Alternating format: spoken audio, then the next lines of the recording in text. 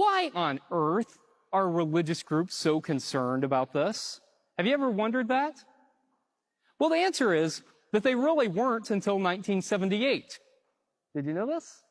That in the 1970s, after Roe v. Wade became law in 1971, the Southern Baptist Convention, the most conservative evangelical group in the United States, passed 4 resolutions in favor of a person's right to choose.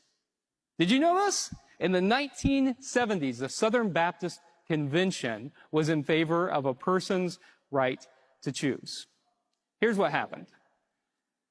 When Brown v. Board of Education became law, which made it illegal to segregate schools, white folks, especially white folks in the South, began to put their children in private Christian schools.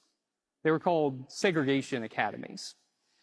And that way, their good little white children didn't have to learn with children of color. These were religious organizations with a 501c3 status. Eventually, that was ruled unconstitutional under the Nixon administration, and any school that was doing this would lose its 501c3 status. Now, there was this guy, his name was Paul Weyrich. You ever heard of him? He was a political strategist, and he was all in favor of using the segregation issue to get white, conservative, Southern evangelicals out to vote.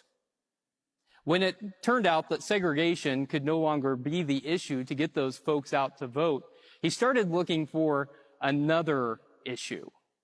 And he tried several, but in 1978, he came up with this plan to try the issue of abortion. And he identified 4 midterm elections. And he sent people out with pamphlets about abortion to pamphlet church parking lots. And so they went to church parking lots, and in these close elections with Democratic incumbents and very conservative, anti-reproductive health Republicans running in very low voter turnout races, that strategy worked. And in all 4 of those elections, those anti-reproductive health candidates won the election. And they realized that abortion was an issue that would get people out to vote. It would galvanize that Southern, conservative, white, evangelical base. And so they really latched on to that. Jerry Falwell, by his own admission, didn't preach about abortion for years after Roe v. Wade became law.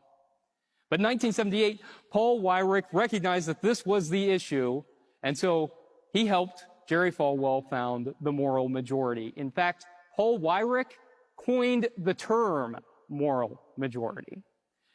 And that became the issue to get people out to vote at the polls. What's abortion really about? It's really about racism. That's what it's about. That racism was no longer an acceptable cause to rally around to get people to the polls. Because being anti-reproductive health simply isn't biblical, and it isn't faithful.